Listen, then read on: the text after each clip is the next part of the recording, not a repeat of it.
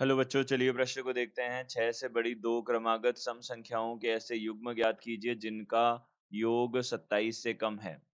तो यहाँ से हमको क्या बोला है, देखिए 6 से बड़ी दो क्रमागत सम संख्याओं के ऐसे युग्म हमको ज्ञात करने हैं जिनका योग 27 से कम हो। तो सबसे पहले हमने मुख्य अवधारणा देखनी है। देखिए मुख्य अवधारणा क्या होगी। तो मुख्य अवधारणा के अनुसार हम बोल सकते हैं, यदि असमीका के प्रश्न में के प्रश्न में दो एक या एक से अधिक, हम बोल सकते हैं एक से अधिक असमीकाएँ हों, एक से अधिक असमीकाएँ हो, तो सभी असमीकाओं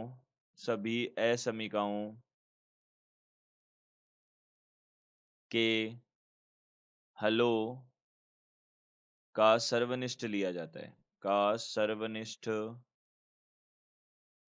लिया जाता है। तो देखिए अगर हमारे पास में एक से अधिक असमीकाएँ बन रही है और सबको हमें संतुष्ट करना है, तो हमें उनका सर्वनिष्ठ लेना होगा, उनके हलों का।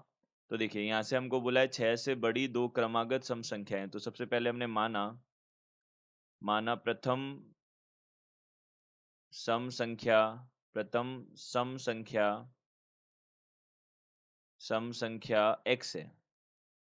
x है, तो द्वितीय सम संख्या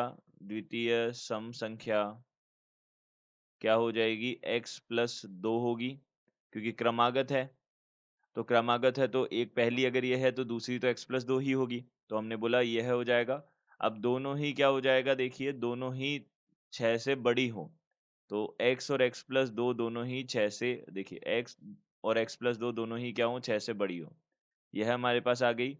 और इसके पश्चात जिनका योग 27 से कम हो, तो x और x प्लस 2 जो है वह क्या होना चाहिए, 27 से कम होना चाहिए। यह हमारे पास 3 असमीकाएँ हो जाएँगी। तो देखिए यहाँ से इसको भी हल कर लेते हैं, तो 2x छोटा हो जाएगा यहाँ से 25 से। देखिए 2x छोटा हो जाएगा, यहाँ पे 2 को उधर भेज देंगे, 25 से हो जाएगा। तो यहाँ से हम बोल सकते हैं x छोटा हो जाएगा यहाँ से 25/2, यानी कि 12.5 से छोटा हो जाएगा।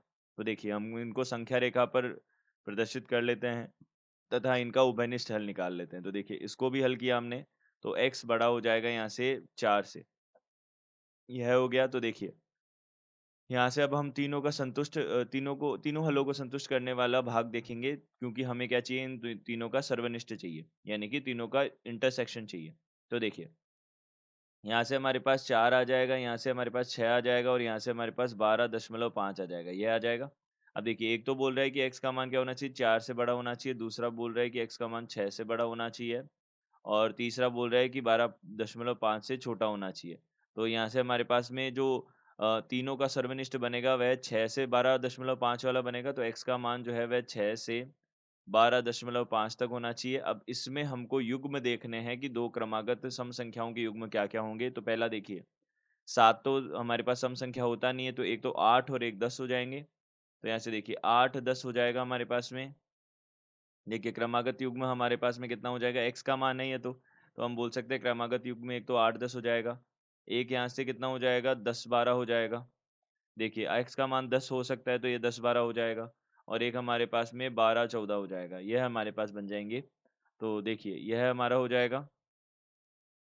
देखिए यहाँ से हमारे पास यह हो जाएगा कि x का मान जो है वह हमारे पास में 8 और जो उसके अगला जो है वह 10 हो जाएगा, फिर 10, फिर 12 और 14, क्योंकि x का मान हमको यहाँ पे दिया हुआ है कि वह 6 से 12.5 के मध्य होना चाहिए। तो हम ये बोल सकते हैं ये 3 क्रमागत युग्म बनेंगे जो इसको संतुष्ट करेंगे। तो दिए गए प्रश्न का उत्तर यह है। आशा करते हैं आपको समझ आया होगा। धन्यवाद।